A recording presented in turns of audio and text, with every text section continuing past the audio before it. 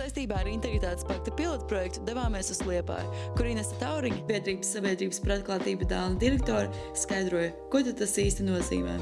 Sabiedrība par atklātību Dēlna ar Liepājas organizācijām Radi vidi pats un Liepājas novadu fondu īstenot tādu pilotu projektu Liepājas valsts pilsētas pašvaldībā, ko mēs saucam par Integritātes paktu. Ko tas nozīmē? Tas nozīmē, ka biedrības uzrauga vienu konkrētu iepirkumu, ko pašvaldība ir pasūtījusi privātam uzņēmumam, pētniekam. Un biedrību uzdevums ir skatīties, vai tad šī sadarbība notiek godprātīgi, pareizi, atbilstoši sabiedrības interesēm, likuma prasībām un tādiem labiem pārvaldības principiem.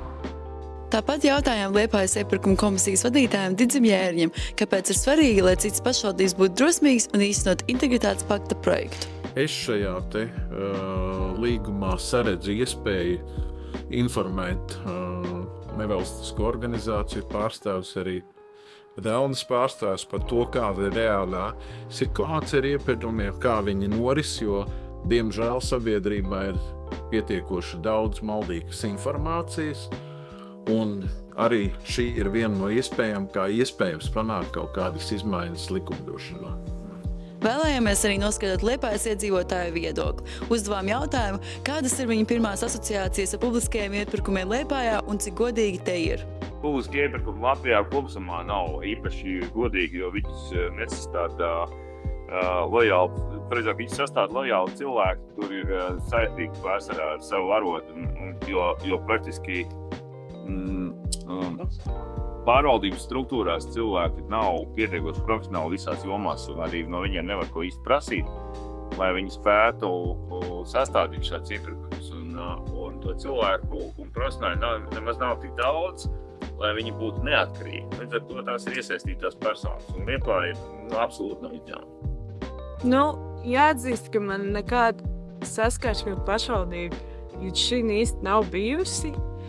Bet nākotnē, domājot par kaut kādām jauniešu iespējām, cik es esmu dzirdējis apkārt, ir sajūta, ka pašvaldība nav pārāk atbalstoša. Par pirmajiem novērojumiem no pilotprojekta īstenošanas mums pastāstīja Radi vidi pats pārstāvis Aleksandrs Vabelis. Sākot pilotprojekta īstenošanu, mūļu uzsākot sarunas ar Liepājas pašvaldību, redzējām satraukumu no pašvaldības puses, piemēram, par to, vai vispār ir iespējams iesaistīt pašvaldības organizāciju iepirkumu procedūras veikšanā. Mēs arī viņam jautājām, kā jūs plānojat tikt galā ar dažādām pretrunām, kas varētu nākt no pašvaldības vai citiem iesaistītajiem. Caur faktiem, argumentiem, skatoties, ejot cauri, analizējot. Tā kā citādi. Situācija gan nebija tik veiksmīga ar Ogres novada pilsoniskās sadarbības un attīstības biedrību, kura sākotnēji plānoja uzraudzīt vietējos iepirkumus. Šīs grūtības skaidro biedrības valdes locekle Elīna Grīnhofa. Ko līdz uzzinājām, ka projekts ir apstiprināts, vērsāmies Ogres novada pašvaldībā, bet te arī sākās pirmie izaicinājumi. Nav īsti skaidrs, pie kā vērsties. Latvijas lielākajā novadā pašvaldībā nav darbinieki, kuru pienākumos ietilptu sadarbību vai dialogus ar nevalstiskajām organizācijām. Uzrunājām izpilddirektoru un vietnieci, bet tur ātri saņēmām norādes, ka ir jādodas ar visiem jautājumiem pie domas priekšsādātāja. Sacīts darīts, sagatavojām prezentāciju par Integritātes pakta būtību, par ieguvumiem no tā gan iedzīvotājiem, gan pašvaldībai, gan arī uzņēmējiem un devāmies uz sarunu. Saruna, diemžēl, nebija ne konstruktīva, ne uz sadarbību orientēta. Arī vēstules, ko sūtījām pēc tam, ir palikušas neatbildētas. Tajā brīdī jau bija kļuvis skaidrs, ka, lai iegūtu pilnu Integritātes pakta sniegto pieredzi, mums ir jāmeklē cita pašvaldība. Skatījāmies tepat riņķī apkārt, rokas stiepiena attālumā, no mums ir Ķekavas novada pašvaldība. Un jāsaka, ka tur šīs pārunas līdz līguma noslēgšanai bija diametrāli pretējas.